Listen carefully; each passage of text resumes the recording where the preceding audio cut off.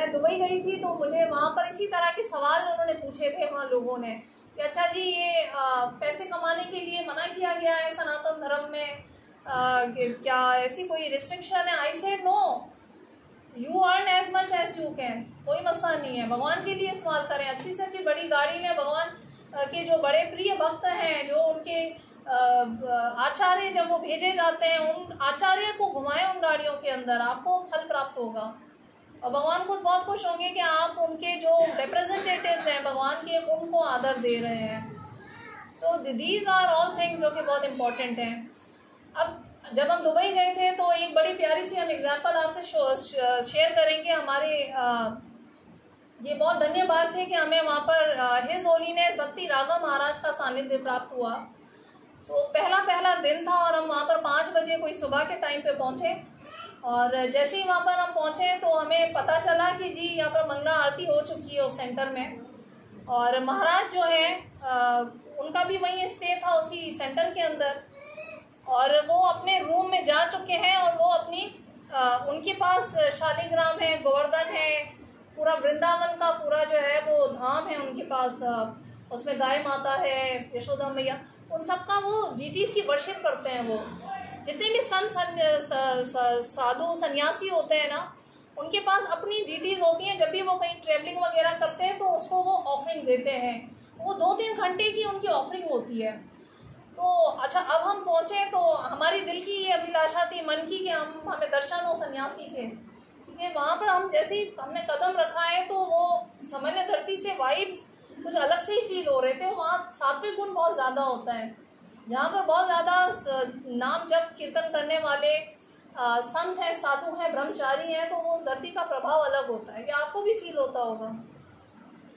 तो हम जैसे ही वहाँ पहुँचे तो हमें ये फील होना शुरू हुआ और हमें पता चला सन्यासी जो है वो आए हुए हैं यहाँ पर, और वो अपने रूम में क्या कर रहे थे, वो प्रार्थना कर रहे थे, वो उपासना कर रहे थे उस वक्त और डीटीज वर्शिप कर रहे थे।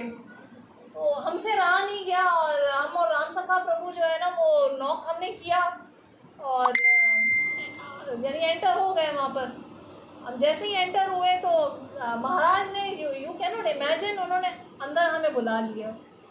अच्छा, बुला लिया और उसके बाद जो है ना 1 घंटा कोई हमसे बात की कि अच्छा आप तो कहाँ से आए हैं, पाकिस्तान से आए हैं, क्या सेवाएं कर रहे हैं पाकिस्तान में, और यहाँ पर क्या क्या जो है वो माध्यम है भक्ति योगा, कैसे हम परफॉर्म करते हैं यहाँ पर पाकिस्तान के अंदर, हम किस तरह से हमें ये प्रेरणा मिली कि हम महाराज के दर्शन के लिए आए। ये सारी बातें करते करते आप यकीन माने 1 घंटा हो गया और 1 घंटे के बाद उन्होंने क्या कहा, कहने now I beg your pardon, हम आपसे क्षमा चाहते हैं कि हमें अपनी जो है भगवान की पूजा जो है वो कंप्लीट करनी है, हम वो पूजा कर रहे थे और उसको कंप्लीट करना है। I was totally shocked, like इतने बड़े सन्यासी हैं, उन्होंने क्या किया कि भगवान की जो सेवा कर रहे थे, चल रही थी, उसको रोका उन्होंने। वो कह सकते थे ना कि आप लोग जाएं बाद में मिलें, मैं बिजी हूँ अभी।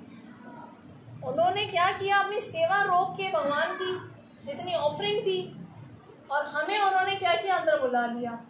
यानी आप देखेंगे सन्यासी इसका जो विजन होता है, जो दृष्टिकोण होता है, जिसे कहते हैं कि पंडिता समदर्शना, तो उन्होंने ये देखा कि भगवान मेरे सामने तो है ही, जिनकी मैं ऑफरिंग कर रहा हूँ, उनको मैं ऑफर कर रहा हूँ, भगवान की आराधना कर रहा हूँ, पर जो आए हैं भक्त तो वो भी क्या है, उसमें भी भगवान ही है।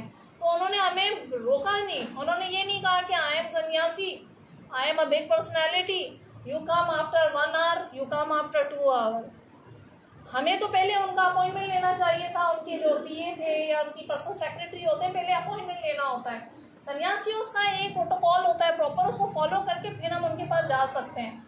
हमें ऐसे नहीं होता कि उनकी किसी भी साधना के अंदर या उनकी पूजा में हम एकदम से पहुंच जाएं, but he welcome us so much. तो इसको हम कहते हैं कि ये संन्यास आश्रम है। संन्यास आश्रम में आप, जैसे हमने कहा कि 2 चीज़ें होती हैं, सबको समानता से देखना है और अहिंसा, किसी को भी हर्ट नहीं करना है, किसी का भी दिल नहीं दुखाना है, ये संन्यास के अंदर करना पड़ता है।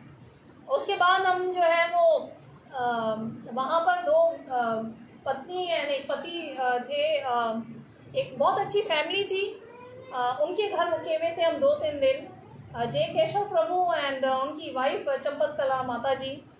तो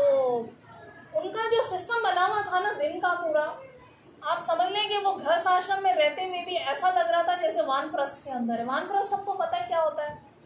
वानप्रस्थ एवरीबडी नोस क्या होता है वानप्रस्थ? इसमें हाँ, वो गृहस्थ आश्रम होता है।